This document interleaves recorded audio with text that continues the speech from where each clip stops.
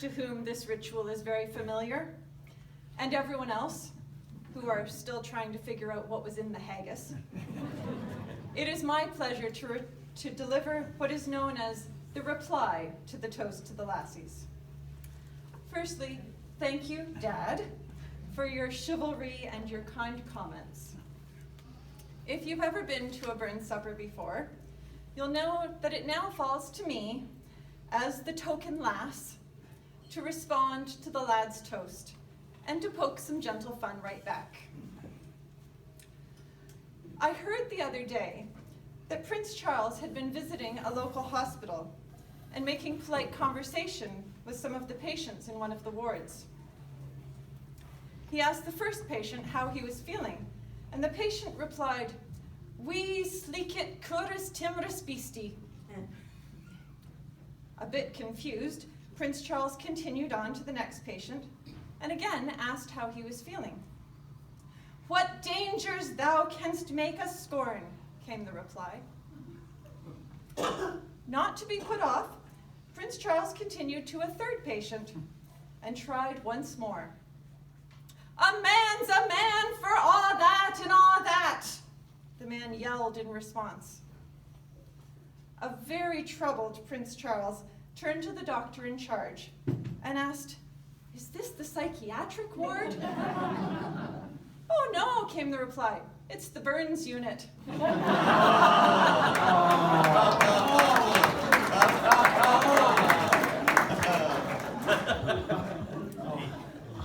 Even 250 years after his birth, Robert Burns is a fine example of what we ladies look for in a man. Many of his characteristics and habits are shared by those fine specimens of men who comprise the Chalmers crowd.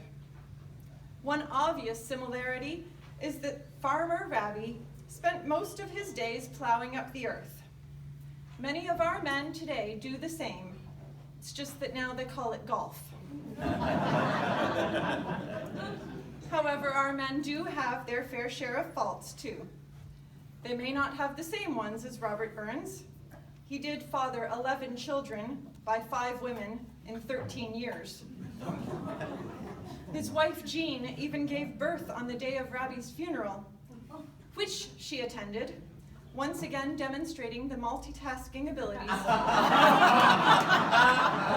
of the female species. But faults they have all the same.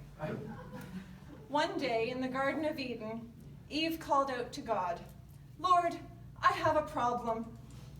"What's the problem, Eve?" "Lord, I know you've created me and have provided this beautiful garden and all of these wonderful animals, but I'm just not happy." "Why is that, Eve?" came the reply from above. "Lord, I'm lonely and I'm sick to death of apples." Oh. "Well, Eve, in that case, I have a solution. I shall create a man for you." "What's a man, Lord?" God said, "This man will be a flawed creature with aggressive tendencies, an enormous ego, and an inability to empathize or listen to you properly. All in all, he'll give you a hard time. But he'll be bigger and faster, more muscular than you. He'll be really good at fighting and kicking a ball about and hunting." "Sounds great," said Eve, with an ironic raised eyebrow. God said, "Yeah, well, he's better than a poking an eye with a stick. But you can have him only on one condition." "What's that, Lord?" "You'll have to let him believe that I made him first."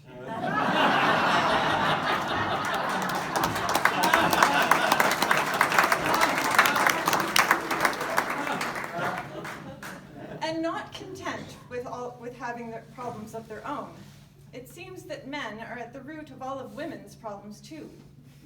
Mental illness, menstrual cramps, menopause. Ever notice how all our problems start with men? And if you have real issues, you go to a gynecologist for a hysterectomy. But ladies, when you go home tonight with your man, I'd like you to hold your hands out like this and have your man place his hand like this. Just stand like this for a moment or two. It's important, after all, to let your man have the upper hand once in a while.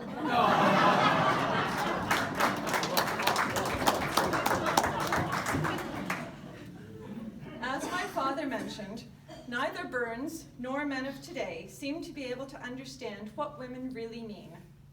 So I'm going to help you with a few notes on words women commonly use and what they might actually mean. Please note, however, not all translations work in all situations, and we are always entitled to change our mind of the meaning at any moment.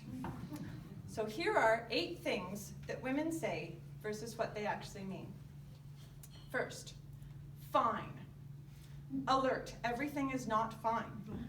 This is a word that women use to end an argument and indicate that it's time for you to stop talking.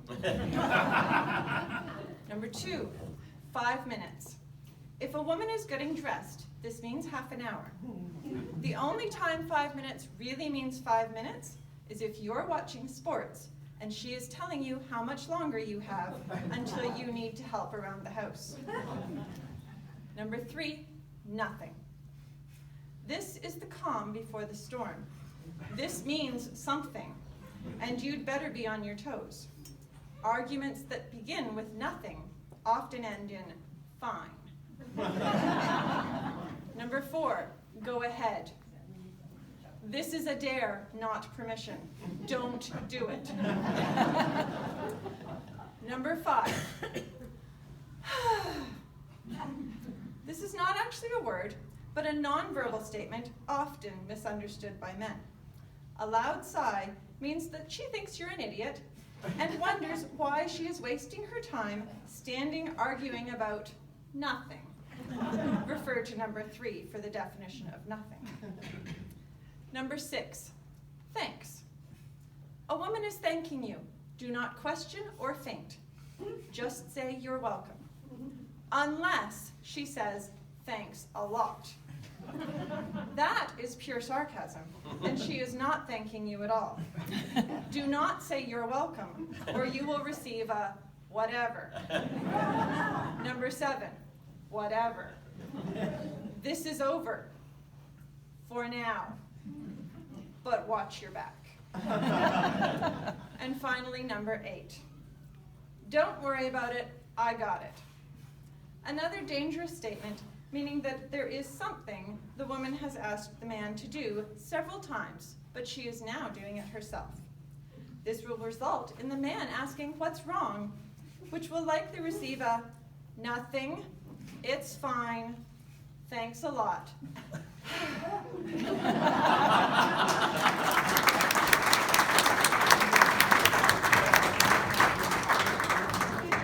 Despite his flaws, Burns looked after all his women and worked extremely hard to provide for his family, as I am sure do all the laddies here tonight. Despite all the leg pulling, I hope you realize that we lassies do very much appreciate having you around. As Zsa Zsa Gabor once said, I just want a man who's kind and understanding. Is that too much to ask of a millionaire?